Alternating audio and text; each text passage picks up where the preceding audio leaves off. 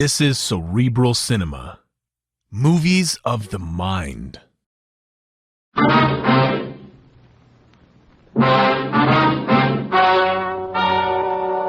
Ladies and gentlemen, the story you are about to hear is true. Only the names have been changed to protect the innocent. NBC brings you Dragnet.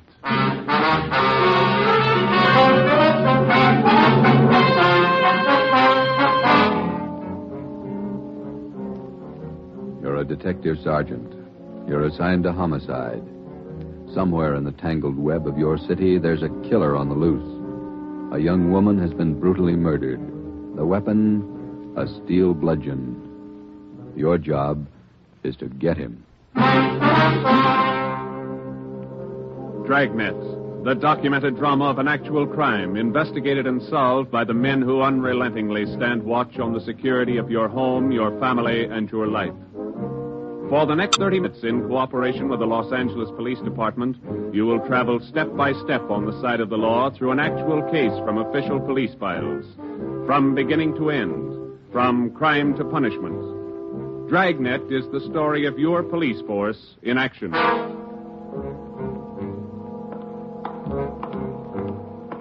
It was Thursday, March 19th. It was foggy in Los Angeles.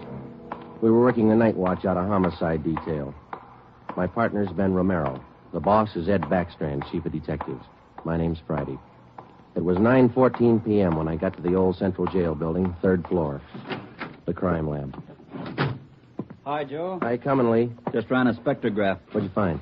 The paint flake from the victim's head matches that paint on the hunk of pipe. Any prints? No, the pipe was clean, no latent prints. Well, that figured. Anything else? Got those blood test reports. A couple of slides for you to look at under the comparison mic. Mm-hmm. Thanks, Lee. Oh, hi, Joe. Didn't hear you come in. What's it look like, Ben? Well, here's the blood test reports. This one is blood found on the piece of pipe. Type A. This one's blood from the victim. Type A. They match. That's right, boys. Doesn't mean too much, though. Did you look at these slides under the microscope? No, not yet. Well, this is your clincher. Wait till I get the light. Okay, take a look. Mm-hmm. Got a make?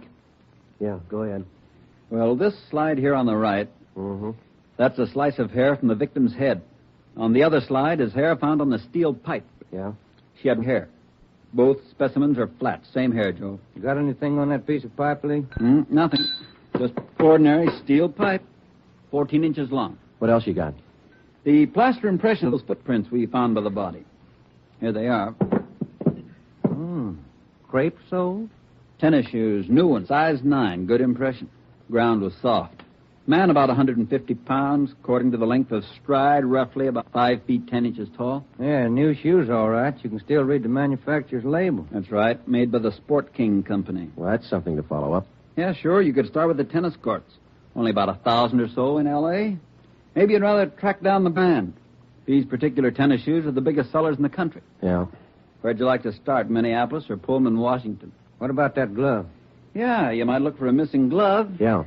They go well with the shoes, just about as common. White cotton work gloves with a blue top. Here's the right glove. You find the left one. Blood on the glove? Type A. Well, that's good evidence, Jones, but where's the lead? Now, look, I don't ask you to pay my parking tickets. You want to see blow-ups? Okay. Right over here. Yeah. This is the vacant lot where they found the body. Yeah, that's right. Here's a close-up of her showing the location of the murder weapon, the glove, and the footprints relative to the position of the body. Looks as bad as yesterday. Sure did work her over, didn't it? The rest of these are morgue shots. Interested? No, I checked them this morning. Once is enough, Lee. Yeah, that winds it, boys. You want to go over the stuff in her purse again? You find anything more? No, nothing you haven't seen already. The usual. Makeup, comb, barrette. That's a hair clip. Mm-hmm. Few cheap stones in it. Loose change, a quarter, nickel, few pennies. Her ID card. Yeah. Helen Corday. 33 Naomi Place. Age 21. 21. That's not very old, is it, Lee? Not to die. No.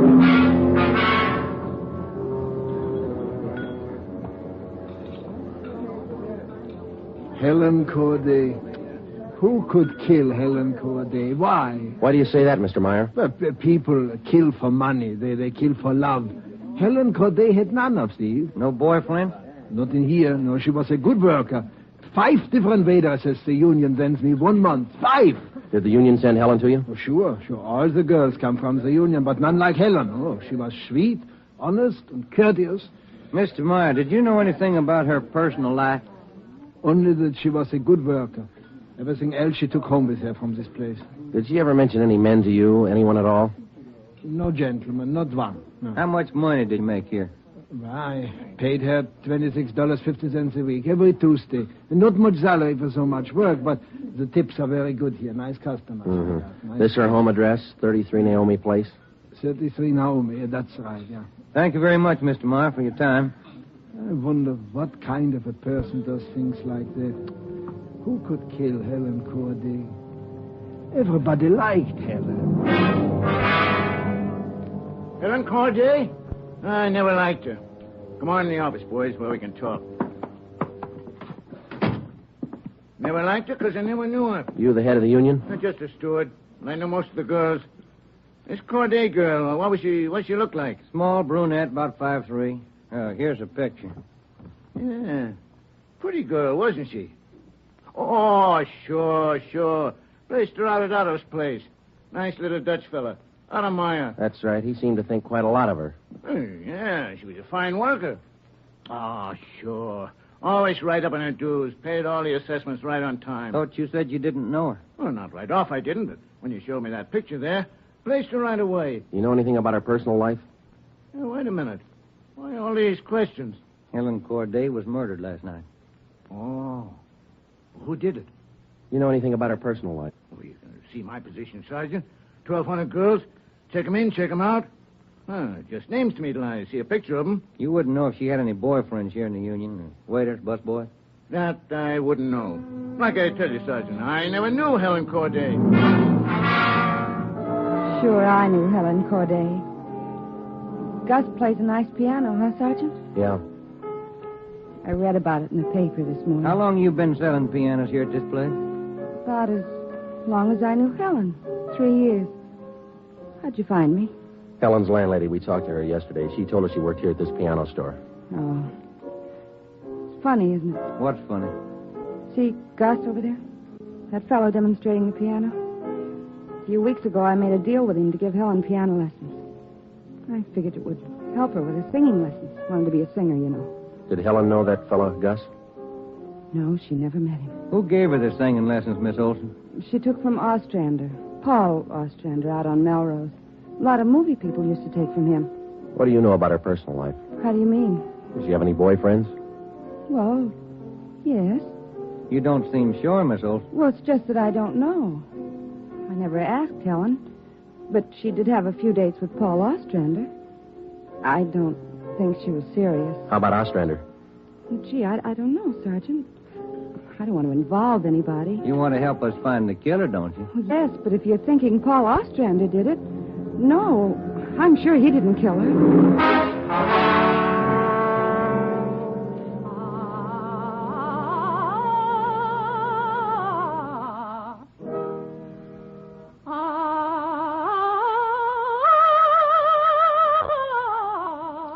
That's all for today, Victoria.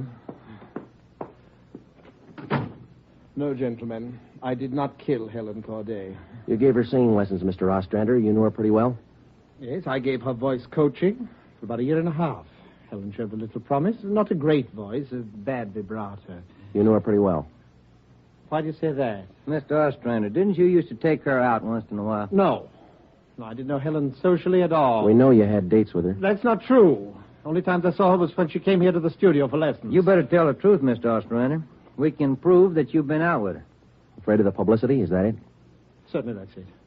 I have a successful business here. I've spent years building it. Anything like this would ruin me. Then you have been out with her. Only a few times. Nothing serious. I had nothing to do with her murder. Now, that's the truth. Don't you know that withholding information about a thing like this can go kind of hard for you? Yes, I know that. What else could I do? Mr. Ostrander, somewhere in this city right now, there's a guy who beat a young girl to death. He crushed her skull with a piece of steel pipe. We need every bit of information we can get to track him down. I know that, Sergeant. You could have come to us. We wouldn't run to the newspapers with it. If the information's confidential, that's the way we treat it. Most of the time, it's the people who run to the newspapers first. Then they come to us. That's right, Mr. Ostrander. People are their own press agents. Sergeant, I'd like to know what right you have to invade my privacy and lecture me on my civic duty. All right, I'll tell you what right, Ostrander. We want the man who murdered Helen Corday. I got as much right as he had at 12:14 this morning. Come on, Joe. Yeah. Thanks, Mr. Ostrander. Sorry if I invaded your privacy.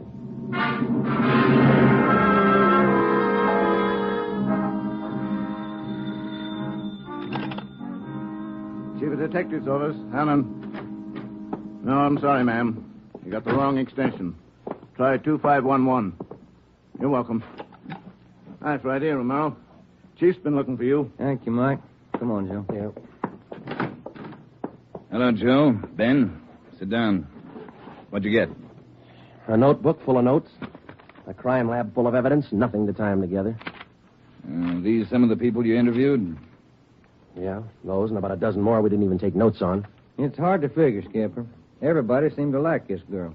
Helen Corday. No known relatives. Single, unattached girl, living all alone in the city. Few friends and no enemies. None we can find anyway. Are you satisfied that all the people you interviewed are in the clear? Well, if we're going to stick to the simple robbery motive we are, the kind of money Helen Corday made wouldn't interest those people. How are you doing on the outside leads? Nothing. If we could just find one hole someplace, anything. All right, now look. You've got a lab full of evidence across the street. You've got a book full of names here. You've got the pieces. Now fit them together. They just don't add. Well, go over them and keep going over them until they do add. Anything from the informants? No, nothing so far. No tips on anybody that's been dough-heavily. Nobody shooting off their mouth. The guy we want won't advertise. Figures himself a pretty smooth operator. But he probably made a mistake somewhere along the line. We'll find it. Got a hot shot, Ed. Yeah? 3220 Casino. Woman. Probable attack. All right, Friday. You and Ben run it down.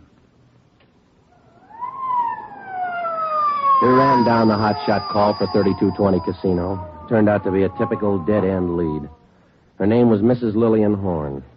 For the past 5 years, Mr. Horn had been paid regularly on Wednesdays. He spent all day Thursday drinking up his paycheck and beating his wife. The call had no connection with the Corday murder. We made the usual call into communications. Unit 80K to Control 1, 80K to Control 1.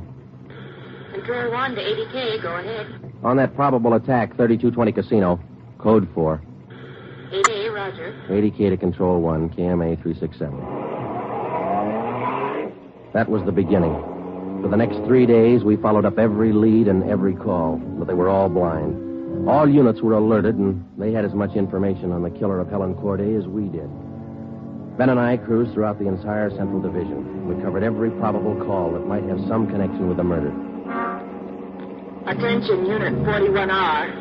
1654 Swanson Terrace, a woman, victim of probable attack, code 3, Unit 41R. It didn't make any difference what the call was. If there was a possibility it might tie in with the Corday murder, we ran it down. We made it a 24-hour job. So far, if the killer made a mistake, we hadn't been able to find it. The Corday funeral was on Monday. They were all there. The girl's landlady, the voice teacher Ostrander, the girlfriend Marie Olson, the man from the union, and her boss Otto Meyer. But nobody else we hadn't checked.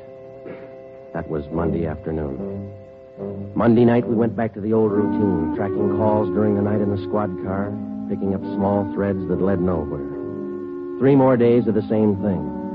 Thursday morning, 1 week after we found Helen Corday's body, we got an anonymous phone tip. I know who killed Helen Corday. His name's George Barlow. He lives at 418 White Oak Avenue. He used to date her up all the time. Get him and you've got the murderer. We checked George Barlow and about 10 others just like him. None of them knew Helen Corday. Saturday night, Ben and I were back in the squad car cruising the Central Division. Saturday night's a good night for robbery. By 10 p.m., we'd run down 4 various calls. 123, code 1. 123, roger. 12G, call your station. Unit 13R, 1254 Tower Road. A woman screaming. Investigate the trouble. Code 2. Let's handle that one, Ben. Yeah, okay. I'll notify communications. Unit 80K to Control 1. 80K to Control 1. Control 1 1 to Unit 80K. Go ahead. On your 1254 Tower Road call, we're in the vicinity. We will handle. 80K, roger. 80K to Control 1, KMA 367. Let's go, Ben. Control 1 to 13R. Disregard your last call. Handled by 80K. Yeah, it should be right about here. Oh, here it is. 1254. That man, he tried to kill me. He's running down the street. Where? He's getting to that corner, see? He tried to kill me. Come on. Where'd he go, Joe? Turn right at the next corner. That's him up ahead. He's got a good lead on us. Hit the siren. He's gaining, Joe. Took a left at the next corner. Oh, he isn't going to stop. Close in as tight as you can, Ben. Down to the floor now. Swing out to the left a little. I'm going for his tires. Right. All right, that'll slow him down. Pull up on him. Yeah. All right, you. Keep both hands on that wheel and get over to the curb. Cover me, Joe. Right. Out of that car, mister. Shake him down. Hey, take it easy, will you? I haven't got a gun. Put the cuffs on him. Hey, you both work fast. When am I put the gas chamber? Just save that, mister. It's pretty rough treatment for speeding. All right, come on, you. Look, I got a right to know where you're taking me. What's the charge? We'll let the girl tell you. What girl? You just sit there and be quiet, huh? Oh, I know where you're going. The place back on Tower Road. Well, I asked to use the phone. The girl slammed the door in my face. I don't know what you cops are trying to prove. I just wanted to use the phone, that's all. I even tried to scare her a little. I told her I'd hit her over the head if she didn't let me use the phone. It's a laugh, huh? All right, you get out. Yeah, I suppose so. Get out. Hey. I got nothing to hide. That little girl's gonna lie. You know that, don't you? Who's there? Police officer. It's the man. That's him. He tried to kill me. His full name's Frank Philip Larson. They had no previous record. This the girl's report? Yeah, that's it, Skipper.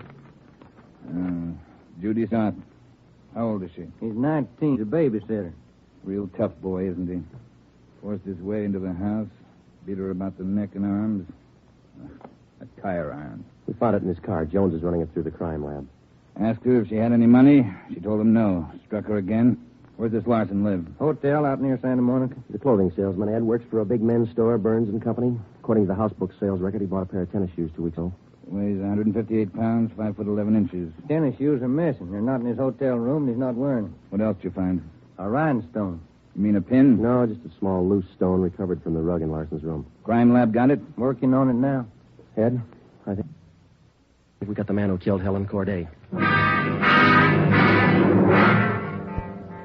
A few scraps of circumstantial evidence and a hunch. That's not much to go on. Larson had gone after the little Scott girl with a tire iron. Wasn't much of a tie-in, but we had to be sure.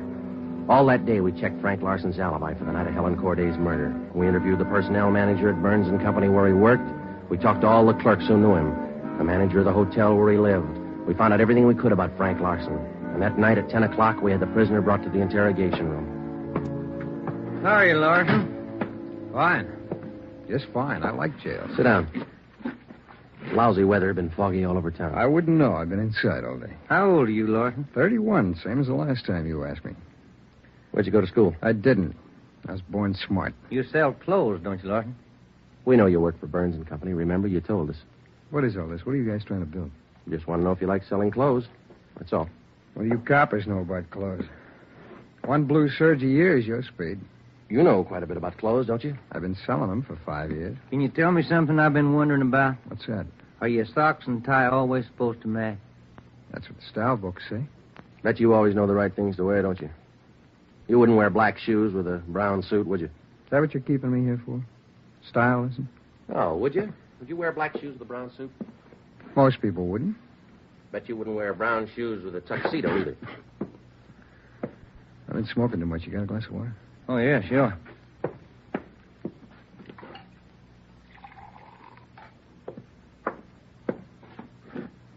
There you are, Larson. Thanks. That's good and cold. How about it? Would you ever wear brown shoes with a tux? Nobody would. That's a navy blue flannel you got on there, isn't it? Yeah. It's a good-looking suit. Stop around sometime. Get you a good deal.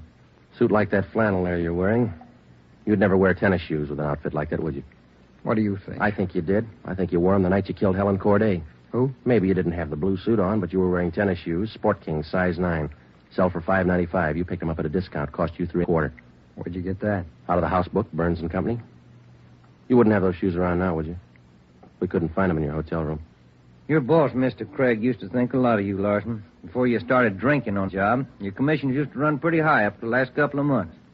What happened? That cheap rye get to you? Well, you two really nosed around, didn't you? When are you going to tell me what I eat for breakfast? Cornflakes, cup of coffee, donut, sometimes 2 donuts when you're hungry. Elsie waits on you at the Royal Cafe. She gets a dime tip. Can I have some more of that water? Help yourself, there's a cooler. They're good and cold. How about it, Larson? Where are the tennis shoes? They wore out. In 3 weeks? Can't be very good tennis shoes. No, they didn't wear out. What'd you do with them? You know all the answers. You figure it out. We know you bought the tennis shoes. We don't know where they are now. We know you had them, size 9. 3 feet from the body of Helen Corday, we found 2 size 9 footprints made by a pair of Sport King tennis shoes. We figured the man weighed about 150 pounds. You weigh 158. Figured he's about 5'10". You're 5'11". You come awful close to being the same build as the man who killed Helen Corday, don't you, Larson? And you wear the same size tennis shoes, same brand name. A lot of people wear 9s. It's the average size. They sell a lot of Sport Kings, too. Everybody wears them. If we could find your pair, might make a difference. Doesn't mean your tennis shoes made the prints with the body. Doesn't prove it didn't, neither. What'd you do with them, Larson? I threw them away. That's too bad. Might make a difference. No, what difference could it make? I threw them away, that's all. Now, how about the mate to this glove? I never saw it before. Found this right-hand glove by the body of Helen Corday. Just an ordinary cotton work glove. Everybody wears them. If we could find the missing left glove, why, it might make a difference. Size medium. That's average, too, isn't it, Larson? I never sold work gloves. I wouldn't know. No, but you bought work gloves, haven't you? Not a pair of those. I mean like this, don't you? We only got one. What kind of work gloves did you buy? I didn't buy any. You just said you did. I never said I bought any work gloves. You bought tennis shoes, though, didn't you? I told you I bought the tennis shoes. Didn't I tell you I bought them? No, you didn't tell us. We told you. Found out from Burns and Company where you worked. All right, you told me. I bought them. You know that. Same kind of tennis shoes that made footprints by Helen Corday's body. It wasn't me. Then why won't you tell us what you did with them? I've already told you I threw them away. They were only 3 weeks old. Must have worn out awful fast. I didn't say they wore out. They got too dirty. No, you told us they wore out. Remember, Larson? I don't remember what I told you, but I don't have them now. We know you don't have them now. Where are they? He told us. They got too dirty. Right, Larson? Yes. Yes, that's what I said. Anyhow, you haven't got them now. No, I haven't got them now. All right, now, just for the record, Larson, which was it? Did they get too dirty or did they wear out? Whatever I said before. You said both before, Larson. All right, I said both. You haven't got anything on me. We got that little Scott girl statement from last night. She says you tried to kill her. She's lying. I told you she'd lie, didn't I? I only wanted to use the phone. She says you hit her with a tire iron. Did you hit her with that iron? No, I only tried to scare her. I didn't hit her with anything. Then how'd you get those marks around her neck and arm? Police doctor says they were made by that tire iron. I don't care what your doctor says. I didn't hurt her. Now, what do you mean, Larson? You didn't hurt her or you didn't hit her with that tire Neither iron? one. I just wanted to use her phone. How'd you know she had a phone? I didn't know she had a phone. I just went out to find out. To find out what? To find out if I could use her phone. But you said you didn't know if she had a phone. I don't know anything the way you twist everything around. Sorry, Larson. We only want the truth. How about a cigarette? Yeah, I could use one. Here's the light. Larson, where were you Wednesday night, March 18th? How many times are you going to ask me that same question? Just want to make sure we got it right. I told you this morning. I went to a show. I got out about 11, had a beer, and I went home. What time did you get home? About 11:30. Did you stay home? I went to bed. What'd you see at the show? I never remember the names. You ought to try to remember this, and it's pretty important. Well, it was a deluxe theater. It was Spencer Tracy and something. What was on when you walked in? The news. I never go in the middle of a picture. Neither do I. Spoils them for me. Yeah, that's right. The girl in the box office doesn't remember seeing you go in. What she know? It was Keno night. There was a big crowd. Did you win anything?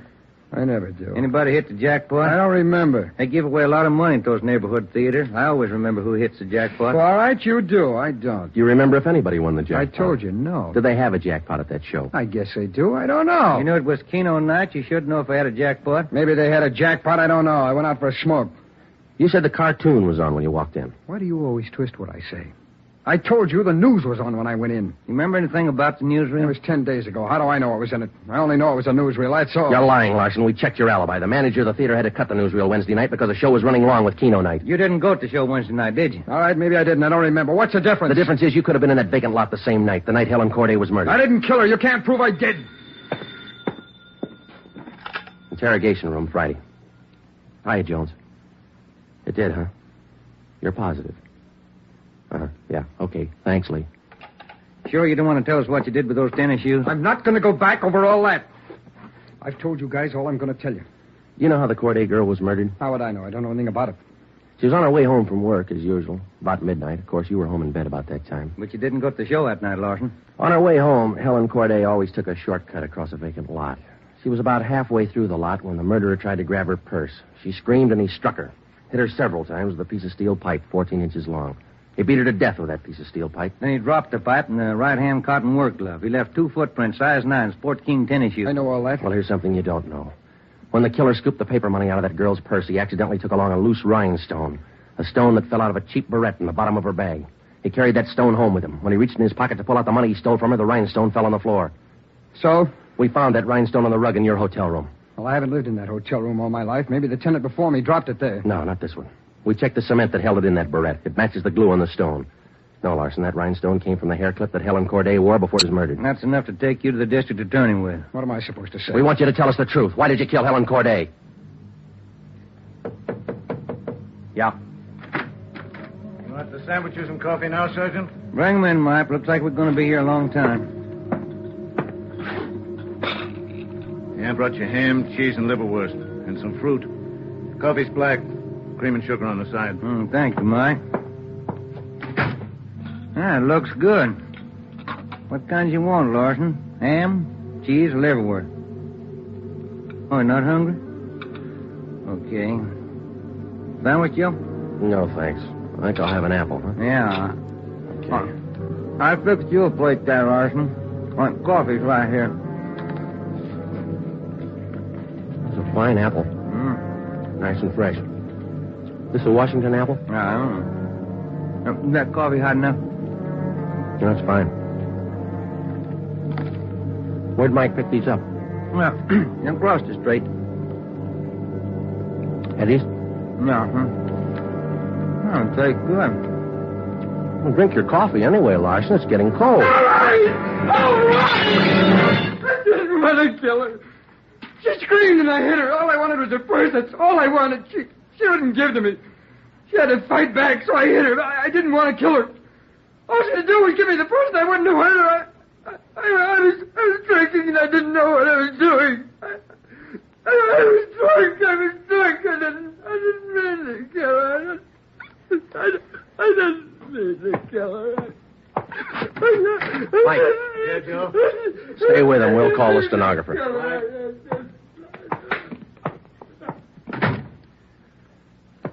See you tomorrow, Joe.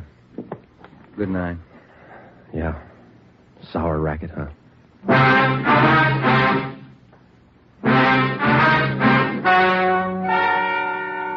The story you have just heard is true. Only the names were changed to protect the innocent.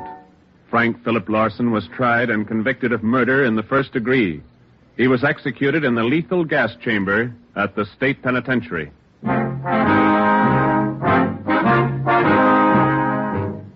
You have just heard the fifth in a new series of authentic cases from official files.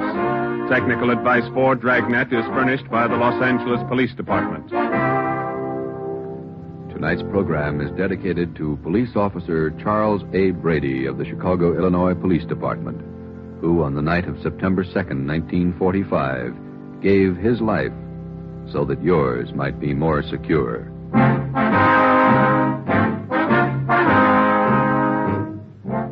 Dragnet came to you from Los Angeles. This is NBC, the national broadcasting company.